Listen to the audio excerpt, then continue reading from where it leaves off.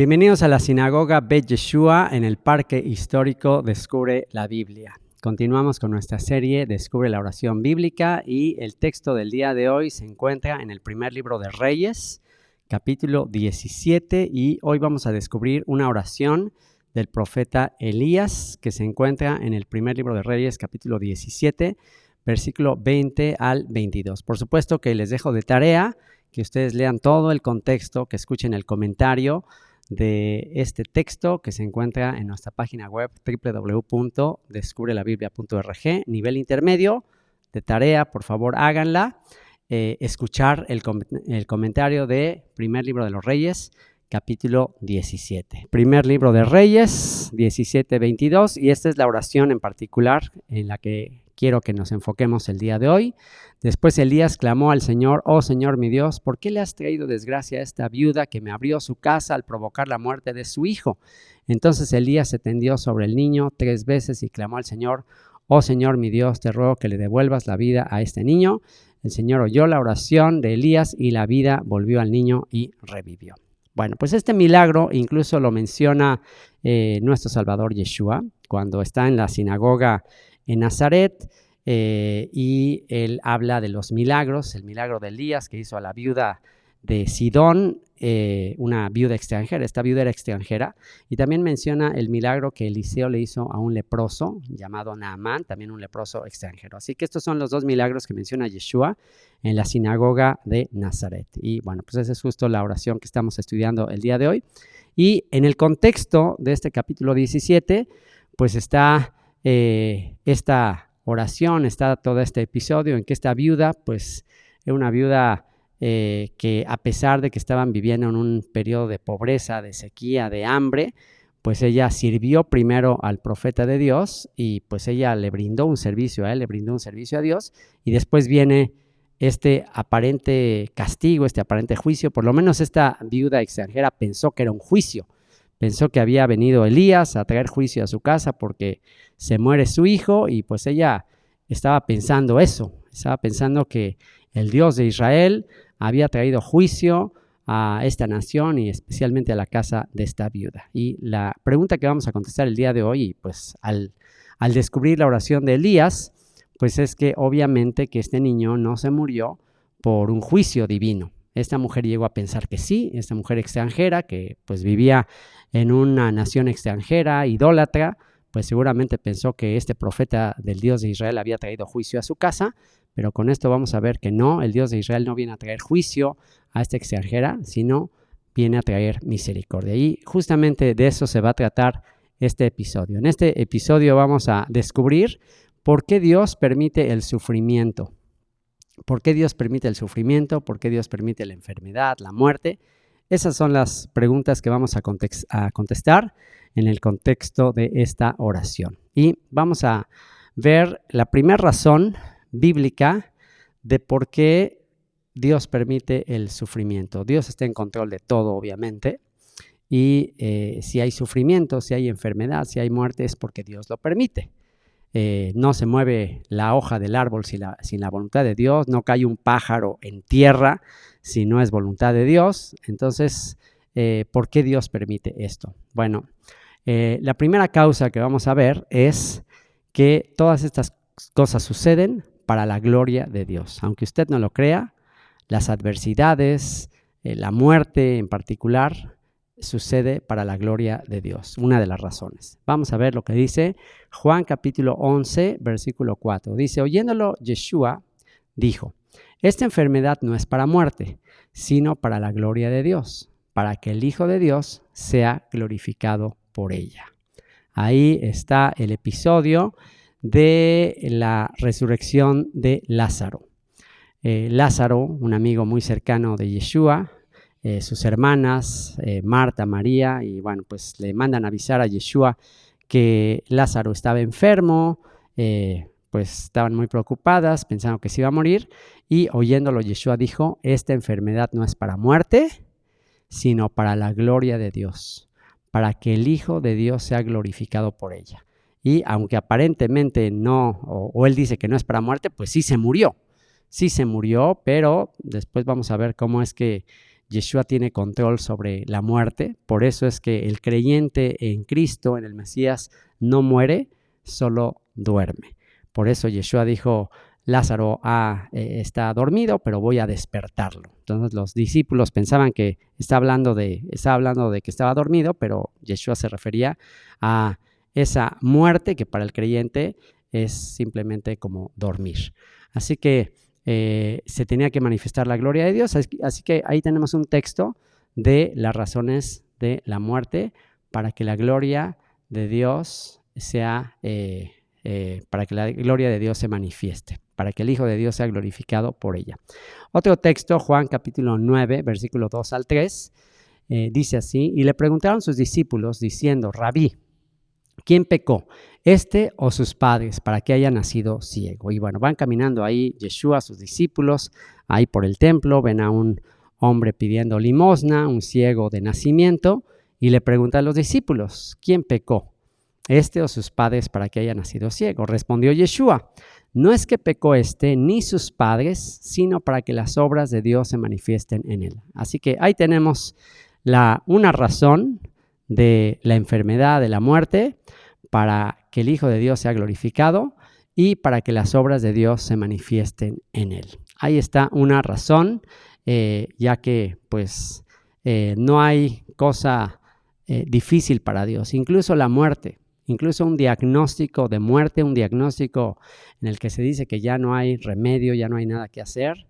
Bueno, pues solamente Dios es el autor de la vida, Él es el médico de médicos y Él es el único que puede declarar que la vida temporal de alguien en la tierra se acabó.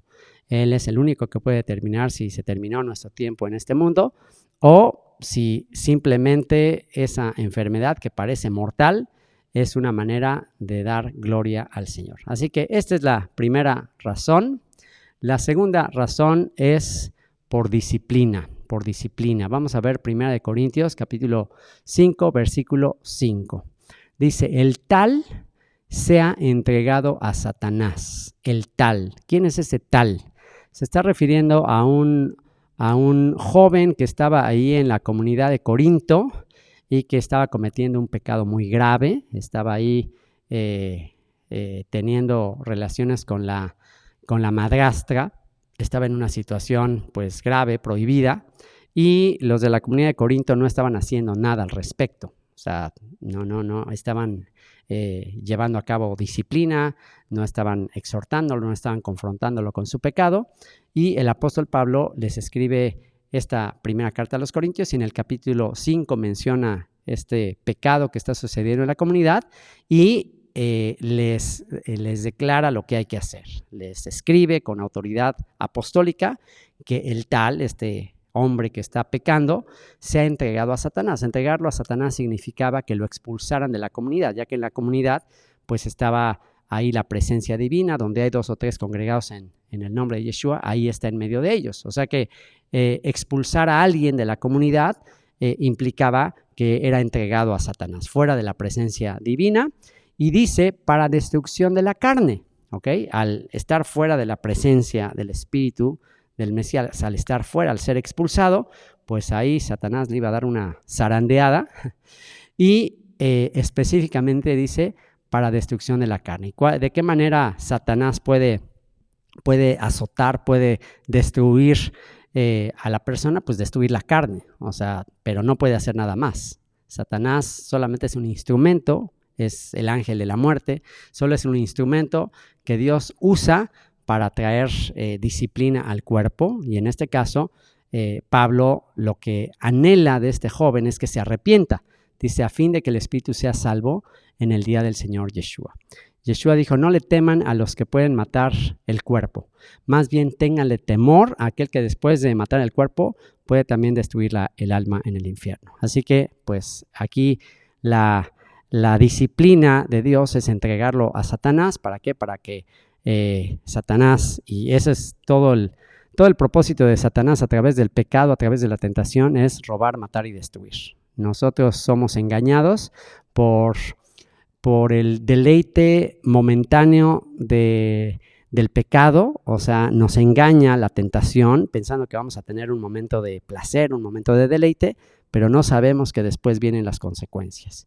Entonces, pues aquí por eso Pablo dice, entréguenlo a Satanás, que le dé rienda suelta a sus pasiones, a sus deseos, que le dé vuelo a la hilacha, que siga siendo engañado, para que Satanás le dé una zarandeada, destruya su carne, y la palabra carne ahí tiene que ver con su inclinación al mal. A través de una enfermedad que le vendría por estar pecando, pues a ver si se arrepiente, a ver si le viene una enfermedad venérea o alguna cosa ahí por estar cometiendo toda esa clase de pecados, alguna otra enfermedad en el cuerpo, y que eso lo hiciera arrepentirse a fin de que el espíritu sea salvo en el día del Señor Yeshua. ¿Ok? Y dice Hebreos capítulo 12, versículo 6, porque el Señor al que ama disciplina. Si este hombre pues era alguien a quien ya se le había predicado el evangelio, era alguien que ya conocía el camino de salvación, pues esa era la manera que podía regresar. Así como el hijo pródigo que se fue a malgastar la herencia, viviendo perdidamente con prostitutas, pues ya cuando estaba hecho pedazos, ya cuando estaba ahí sin poder comer, sin nada, pues entonces eso es lo que le guía a regresar a casa. Y dice así, Hebreos 12:6, porque el Señor al que ama disciplina y azota a todo el que recibe por hijo. Así que pues a veces tenemos que dejar a Dios actuar. A veces queremos ser más que Dios y queremos estar ahí como con una actitud de no dejar que Dios actúe, y estamos a veces siendo alcahuetes de otras personas que están apartándose del Señor, y por eso es mejor dejar que el Señor les discipline, y cuando Dios disciplina a alguien en esta área, pues tenemos que gozarnos. Eso no quiere decir que todas las enfermedades sean por algún pecado, ¿no? Tenemos ahí el caso de Job, que en el caso de Job, él no se enfermó, no le pasó todo lo que le pasó por algún pecado que él estaba cometiendo. Sus amigos sugerían que era por un pecado de él, pero en ese caso no era un pecado de él. Pero en muchas ocasiones, y por eso cada vez que nos enfermamos, tenemos que orar, tenemos que examinarnos, tenemos que considerar si es por algún pecado, alguna transgresión a las leyes divinas que estamos haciendo, o una cuestión más sencilla de sentido común. A veces no necesariamente que estemos transgrediendo alguna ley específica de la Biblia, aunque indirectamente sí, al no cuidar nuestro cuerpo como un templo del Espíritu de Dios. Si no cuidamos nuestra salud, si no cuidamos nuestro cuerpo con nutrición, con descanso, con ejercicio, con cuidar bien ese cuerpo, pues obviamente va a venir enfermedad, y es ahí donde Dios nos disciplina. ¿Para qué? Pues para que seamos más cuidadosos con este cuerpo tan maravilloso que Él nos entregó. Así que primera causa de la enfermedad, de la muerte, el sufrimiento, primera causa para las obras de Dios que se manifiesten, para que el Hijo de Dios sea glorificado. Aquí la segunda razón es por disciplina. La tercera razón la vamos a leer justamente en el libro de Job que acabo de mencionar, y en la segunda carta a los Corintios, capítulo 12, versículo 9. Y esta tercera causa es para perfeccionarnos. ¿Por qué sufrimos aflicciones? ¿Por qué a veces sufrimos adversidades? Pues también esto puede ser para perfeccionarnos. En Job capítulo 2, versículo 4 al 6, Satanás respondió al Señor: piel por piel, cualquier hombre renunciaría a todo lo que tiene para salvar su vida. Y bueno, pues ahí en el primer capítulo de Job vemos que Dios tiene la iniciativa de presumir de Job y decirle a Satanás: has considerado a mi siervo Job un varón perfecto, recto, temeroso de Dios y apartado de mal.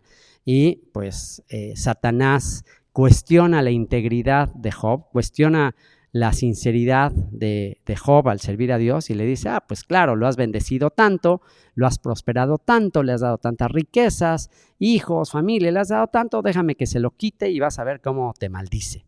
Y Dios se lo permite, nada más que le dice: pero no toques su salud, no toques su cuerpo, y pues le quita todas sus posesiones, en un solo día lo pierde todo. Y leemos ahí que Job se mantuvo fiel. Job no maldijo al Señor, a pesar de que incluso más adelante su esposa llega y le dice, maldice a Dios y muérete, y él mantuvo su integridad. Y aquí en el siguiente episodio, ya que Job ahí se mantuvo fiel, Satanás respondió al Señor. Después de que Dios le dice, ya te diste cuenta cómo sí tengo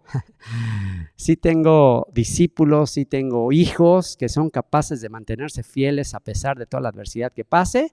Y entonces Satanás respondió al Señor, piel por piel, ¿ok? Toca su piel, toca su cuerpo y vas a ver. Cualquier hombre renunciaría a todo lo que tiene para salvar su vida. Un hombre estaría dispuesto a dar todo lo que tiene. Pues aquí ya Job ya no podía dar nada, ya lo había perdido todo. Pero dice, con tal de salvar su vida, te apuesto, te aseguro que es capaz de renunciar a ti. Así que extiende tu mano y quítale la salud. Ten por seguro que te maldecirá en tu propia cara. Wow, imagínense nada más eso, y esto a nivel personal, piénsalo.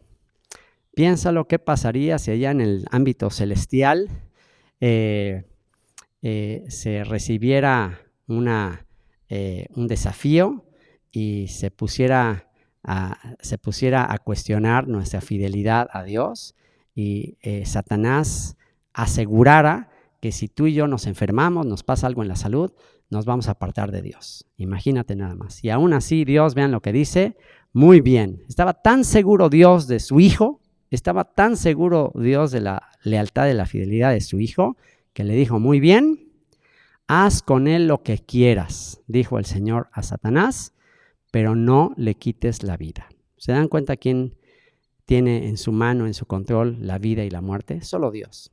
Nadie puede quitar la vida más que Dios. Dios es el único que permite el término de la vida. Y le dice, pero no le quites la vida.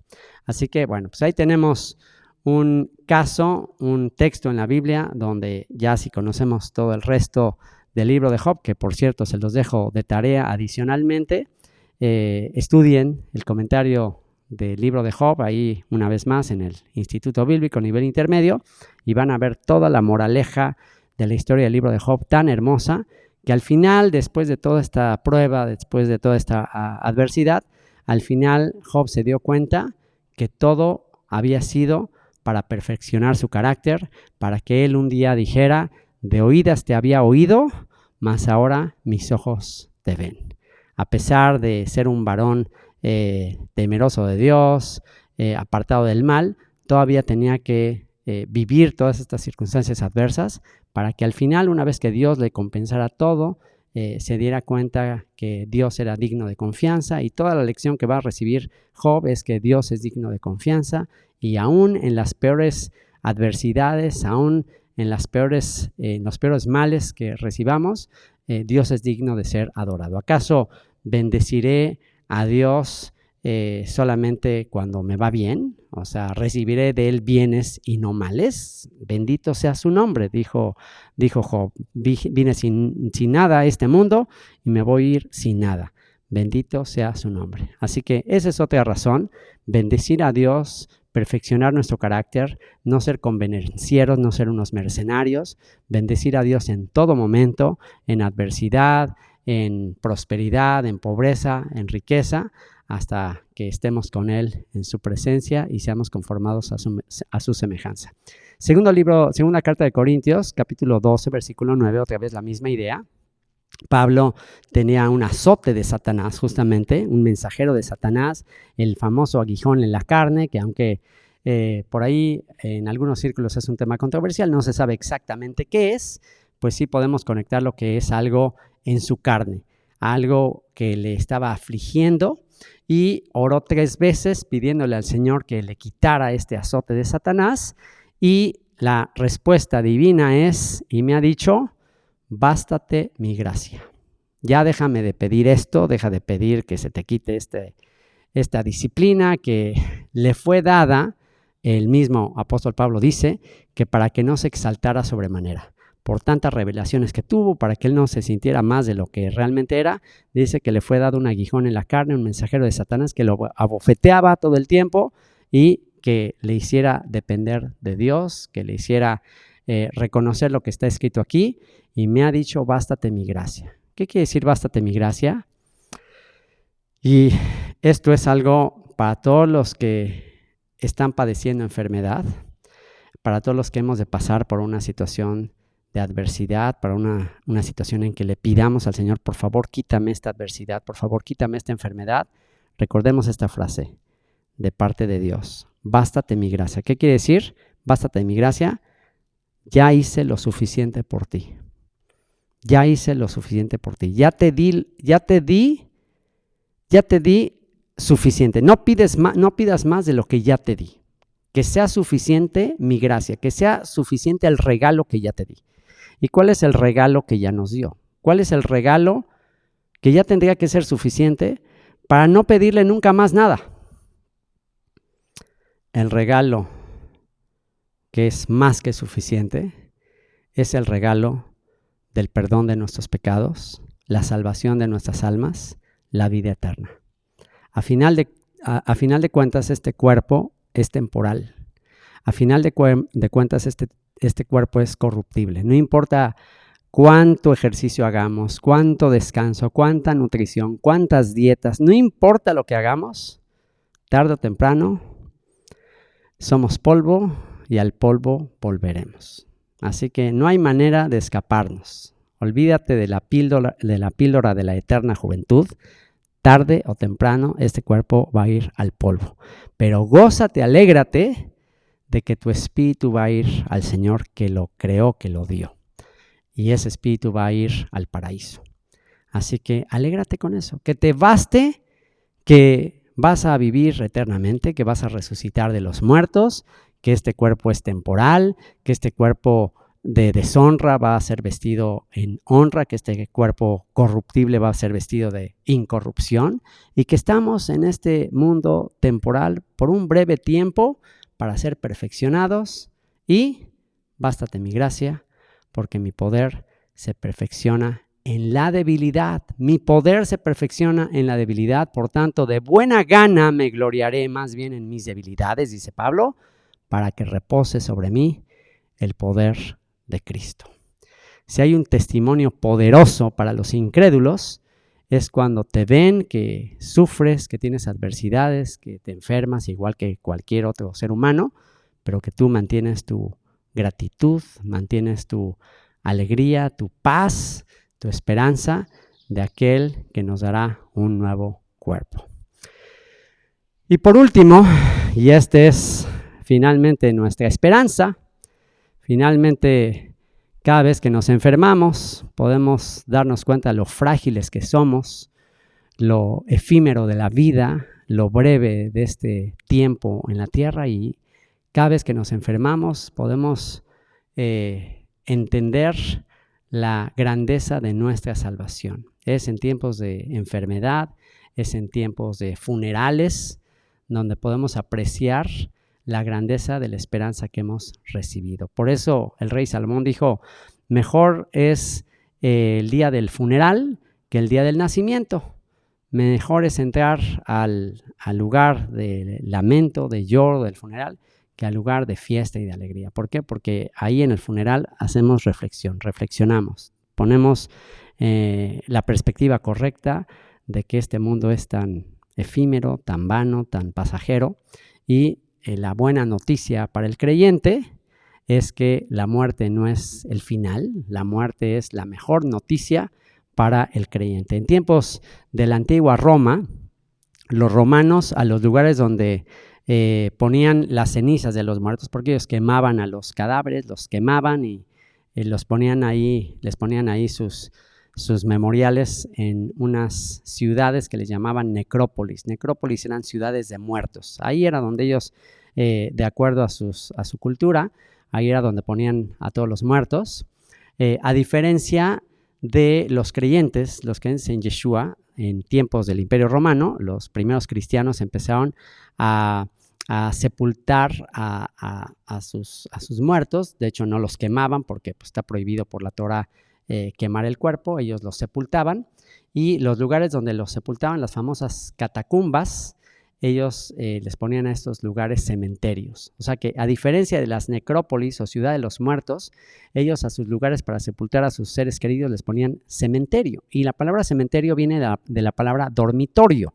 ¿Por qué le ponían dormitorio a los lugares donde sepultaban a sus seres queridos?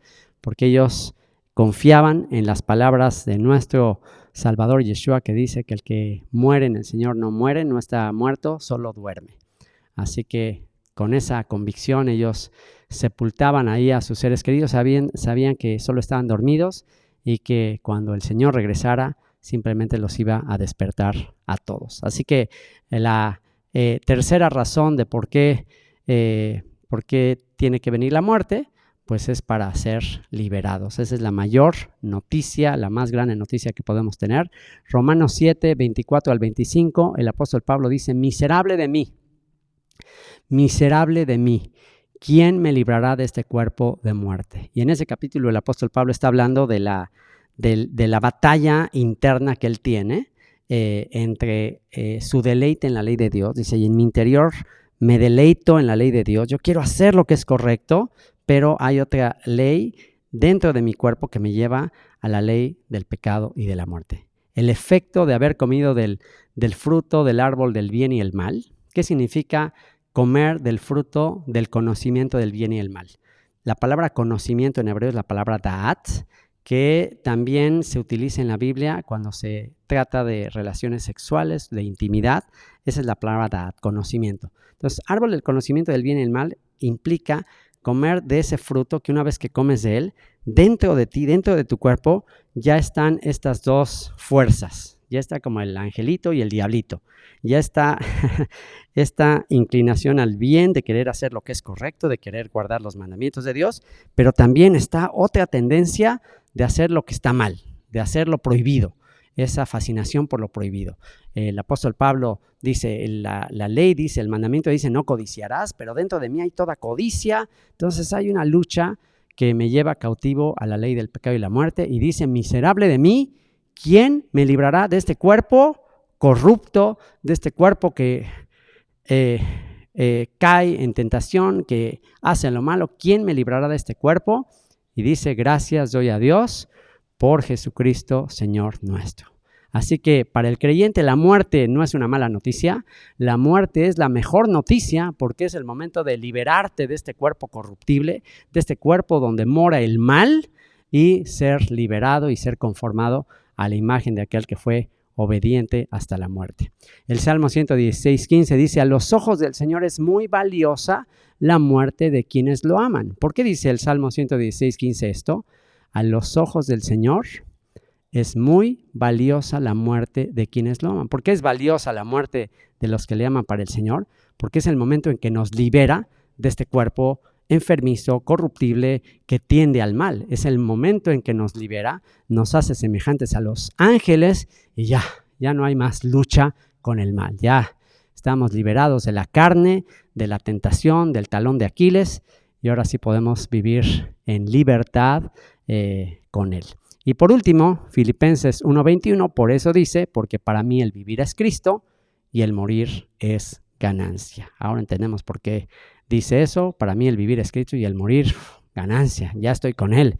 Ya no estoy luchando con este cuerpo corruptible. Ya no estoy luchando con el hombre viejo, con este cadáver que ando cargando. Bendito sea Dios que me libró de este cuerpo de muerte. Así que cuando me muera, cuando te mueras, no digas que te moriste, no digan que me morí, solamente digamos que nos mudamos de casa. Nos mudamos de un cuerpo corruptible, enfermizo, que recibe adversidades, que recibe virus. Ya no te tendrán que estar haciendo pruebas antivirus, ya no tendrás que estar ahí en esta enfermedad continua. Seremos liberados, despertaremos a su semejanza. Así que, pues, ahora sí podemos orar con la convicción que Elías oró. Vamos a volver a esta oración y oramos tal como Elías oró. Después Elías clamó al Señor: oh Señor mi Dios, ¿por qué le has traído desgracia a esta viuda que me abrió su casa al provocar la muerte de su hijo? Entonces Elías se tendió sobre el niño 3 veces y clamó al Señor: oh Señor mi Dios, te ruego que le devuelvas la vida a este niño. Así que Elías le dice: Señor, demuéstrale a esta viuda extranjera que tú eres misericordioso, Señor, que tú no eres como los dioses de las naciones, crueles, demandando la vida de los niños. Demuéstrale a esta viuda extranjera que tú eres bueno, que tú eres misericordioso, que yo no vine a su casa para condenarle, para juzgar su idolatría, su maldad, la de sus antepasados. Yo vine a traer consolación, vine a traer vida en abundancia. Y el Señor oyó la oración de Elías y la vida volvió al niño y revivió. Vamos a orar por los que están pasando por una situación de enfermedad, por aquellos que están pasando incluso por una circunstancia de muerte. Dios es Dios de vivos y no de muertos. Y tú y yo con esto sabemos que podemos orar por que incluso alguien que falleció, podemos orar, si Dios nos da tal convicción y tal fe, podemos incluso orar por los que ya están muertos. Podemos orar y Dios puede hacer un milagro, Dios puede resucitar a alguien que ya murió. Podemos orar como Elías lo hizo y quizás Dios puede resucitarles. Pero puede ser que Dios no les resucite.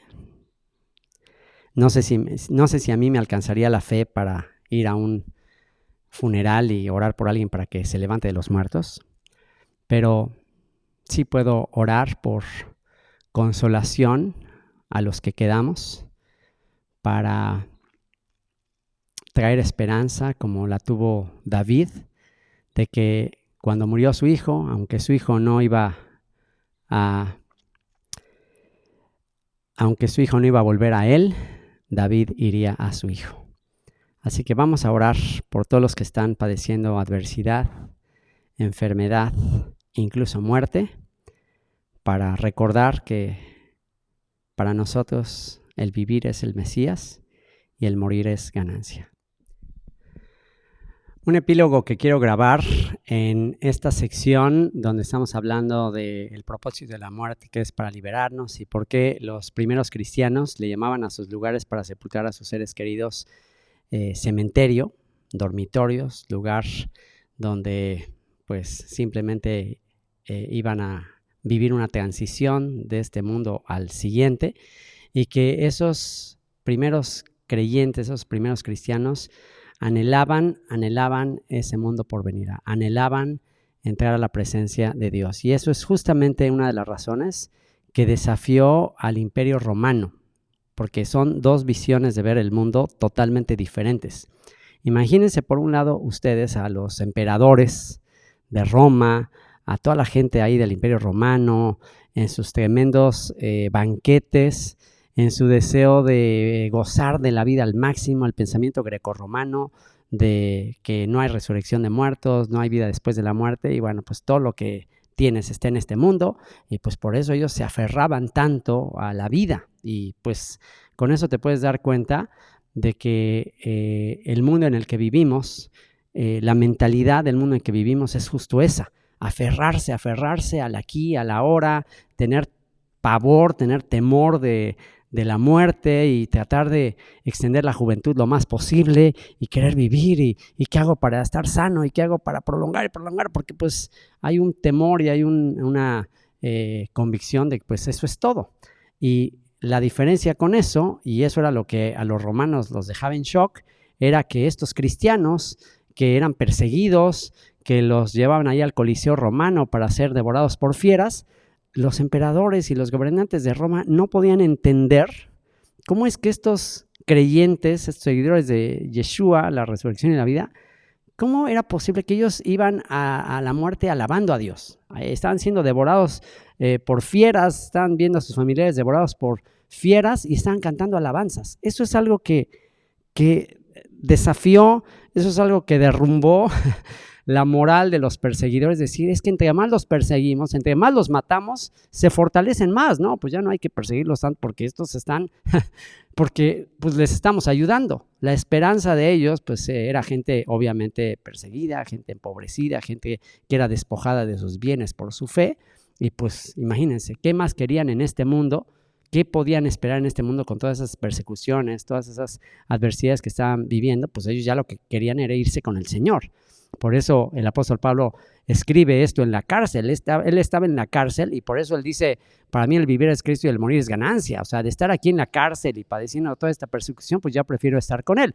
Pero él dice, pero si quedarme, si todavía seguir predicando con ustedes es de mayor provecho, pues entonces no sé qué elegir, porque ya quiero estar con el Cristo, pero quedarme también es de mayor beneficio para todos ustedes. Entonces, eso es justamente lo que desafió al Imperio Romano y te aseguro que es lo que va a desafiar a toda la gente de nuestra generación cuando vean que nosotros estamos en una paz tan increíble, que cuando nuestros seres queridos que mueren en el Señor, nosotros no estamos ahí en un drama impresionante, llorando, como si sucedió una tragedia irreparable, y nos ven vestidos de blanco, alegres, contentos, sabiendo que nuestros seres queridos no volverán, pero nosotros iremos a ellos. Esa es la gran maravilla, la gran bendición de nuestra fe. Así que ahora sí vamos a orar.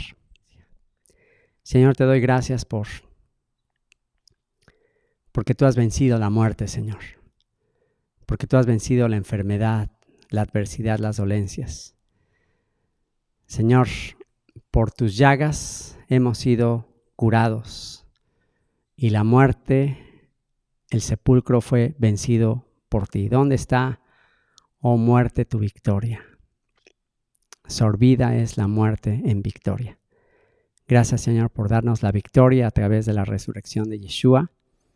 Y te ruego que cada vez que uno de mis hermanos padezca adversidad, sufrimiento, enfermedad, que recuerden todos estos propósitos de la enfermedad, del sufrimiento, de la muerte, para que tu gloria se manifieste. También para disciplinarnos, Señor, cuando somos negligentes, perezosos, indiferentes, cuando no cuidamos la maravilla de este cuerpo que tú nos has dado. Y, Señor, también para que nos demos cuenta lo breve que es la vida y que seamos agradecidos en cualquier circunstancia, Señor. Que tu gracia nos baste, porque tu poder se perfecciona en nuestra debilidad. Señor, que cada vez que nos enfermemos y estemos en peligro de muerte, nos gocemos, porque para nosotros el vivir eres tú y el morir es ganancia. Bendito seas, Yeshua. Amén.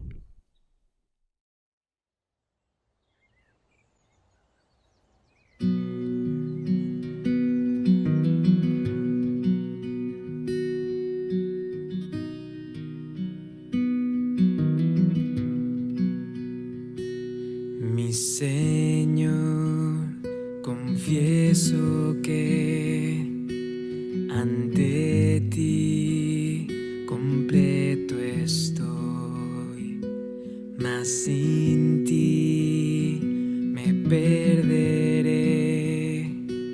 Guía tú mi corazón. Te necesito, te necesito.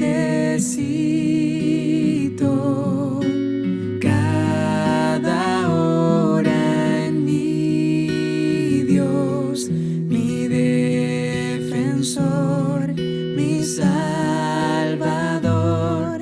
Dios, te necesito.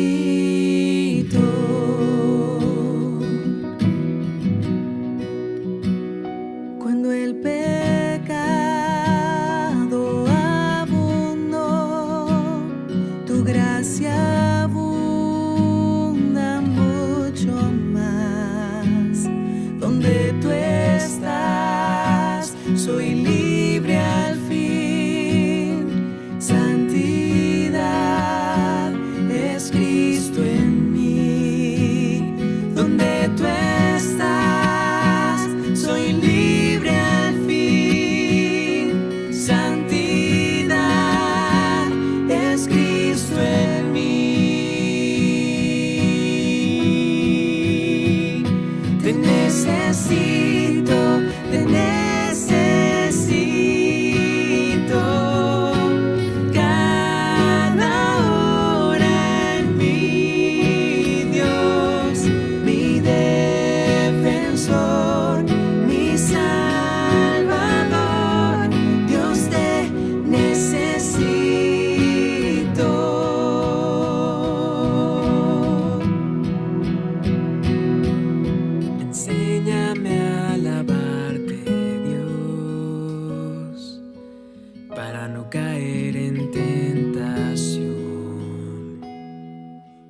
ya no puede estar de pie, ante ti me postraré.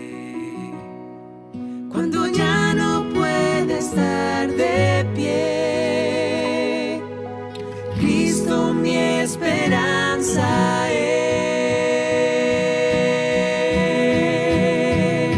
Te necesito, te necesito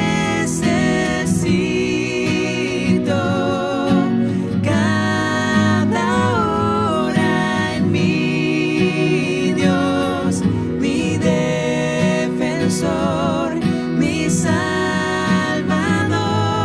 Dios, te necesito, te necesito, te necesito cada hora en mi Dios, mi defensor, mi Salvador. Dios, te necesito, mi defensor, mi Salvador. Dios, te necesito.